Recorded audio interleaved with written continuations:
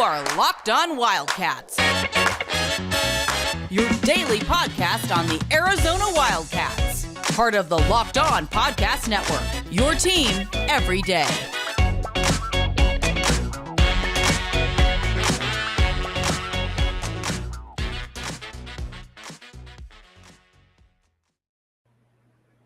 Thanks for keeping it Locked On Wildcats. I'm your host, Mike Luke, with John Schuster. All right, now, let's talk about Deandre Ayton. What do you do with Deandre Ayton right here? I think you and I are pretty much in lockstep here.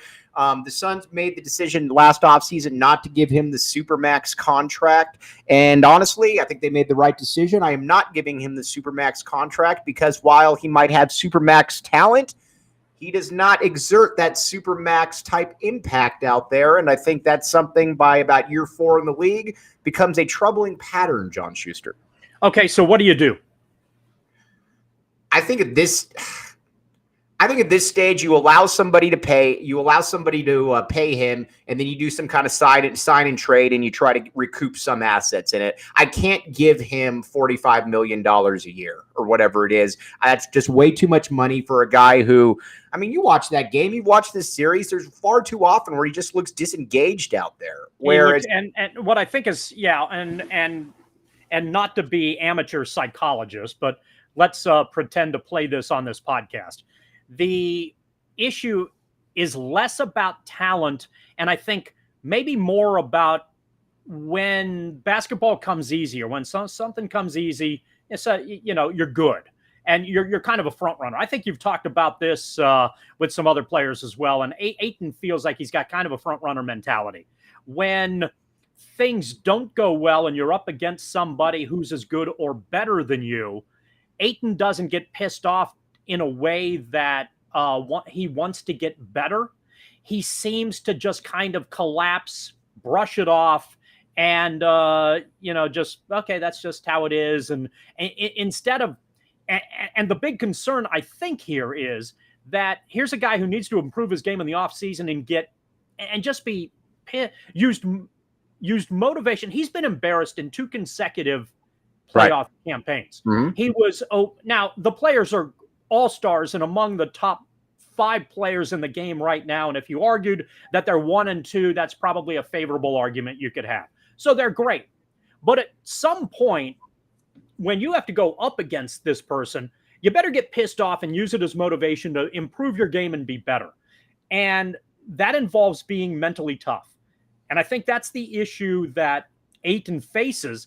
And if you don't have somebody on the interior who's at that point in his career, is that something that's ever going to get better? And if that's the case, you certainly can't max contract him. Right. So if he doesn't want to stay around because he thinks he can get more money somewhere else, you may just have to deal with it and see what you can get out of it. See, and the difference there is, you talked about, if a guy isn't playing well or whatever, a lot of times they'll get motivated, they'll get pissed off. Or let's just use Luka Doncic for a reason. Or, there was some kind of, the statistics speak for itself. When he and Booker got into it in whatever it was, game 4 or whatever, Luka Doncic obviously got pissed off and he took it personally.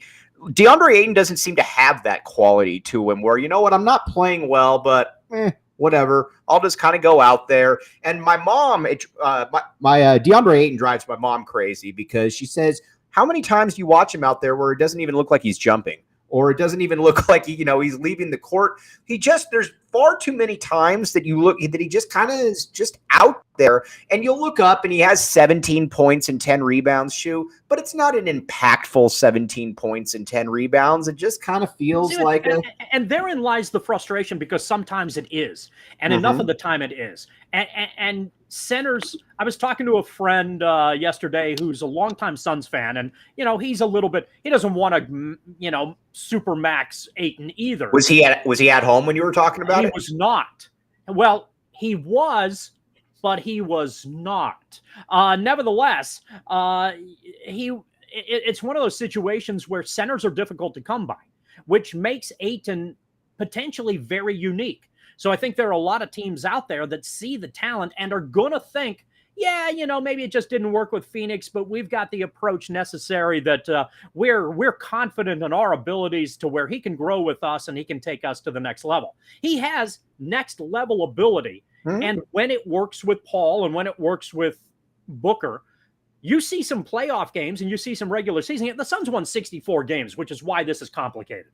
And at times in those situations, they'd run pick and roll, and there was nothing you could do with Ayton. Right. No scouting report worked. It didn't matter. You were just getting your ass kicked because the Suns had a good makeup, and they were a little bit deeper this year, and Ayton was a critical component in that.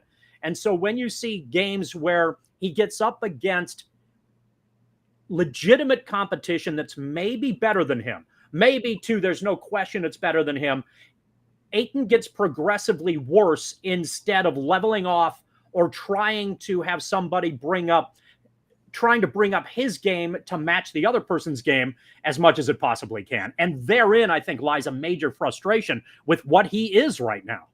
If you wanted to bet against Deandre Ayton, there's only one place there you would go, and that's the BetOnline Sportsbook. All the best deals going on right now. You got the Eastern Conference Finals, the Western Conference Finals. I've been saying from day one that I think the Miami Heat win the title. Now, you could look at me and say, Mike Luke's an idiot. I'm going to bet against what Mike Luke says. Fair enough, but just make sure you do it on the BetOnline Sportsbook. Be right back. Thanks for keeping it locked on Wildcats. I'm your host, Mike Luke. All right. With Ayton as well, you know what always worries me? And I know we're in a different era of the NBA, but still, it still comes down to this a lot of the time for me. I can almost always look at aggression, and you can generally tell it by free throw attempts. Not all the time, but I don't like my big man who's 7 foot, who averages 2.5 free throws a game. I don't care what era you're in. You should, that indicates to me a lot of chump shots, a lot of rolling to the rim, not exactly trying to finish in a dynamic factor at the way. Conversely, you look at a guy like Doncic, he's getting 12 free throws a game. And again, I get that he's got the ball in his hands, he's a perimeter player, all that. But that's always been something that's bothered me about Ayton, John Schuster. But really, I think your argument's solid here, and I think that's absolutely fair. And Doncic, as a quote-unquote perimeter player, shouldn't be getting to the line nearly as much.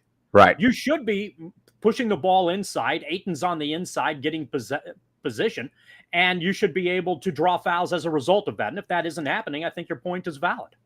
Yeah, so we'll see here.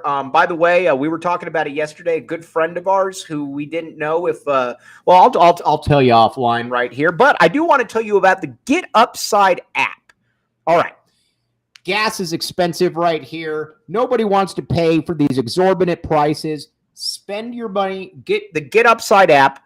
Again, a lot of people think that we're a professionally run organization. We're not. We're an amateur. We follow a college rank. Promo word SCORE for Get Upside. We'll be right back. All right. So to sum it up, John Schuster, I don't think that I can pay. DeAndre Ayton the money that he wants. You know, sometimes I think and I don't like this argument. And a good friend of ours, who we're going to talk about after this, would always say, "Well, if you don't pay him, somebody else will." Cool. Let somebody else pay him. I'm not paid my money to be able to say, "Well, I've got to pay this guy because somebody else." I can't pay DeAndre Ayton that money. I just can't.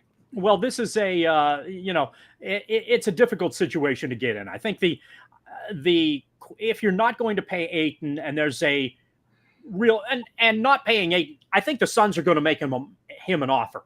I suspect that offer. Will he be able to refuse the offer? Yes, and I suspect that he will. If I was guessing, that's the avenue that it's going to go, and then you have to try to navigate some other things. And the question then becomes, what contingency plan is Phoenix willing to do from there?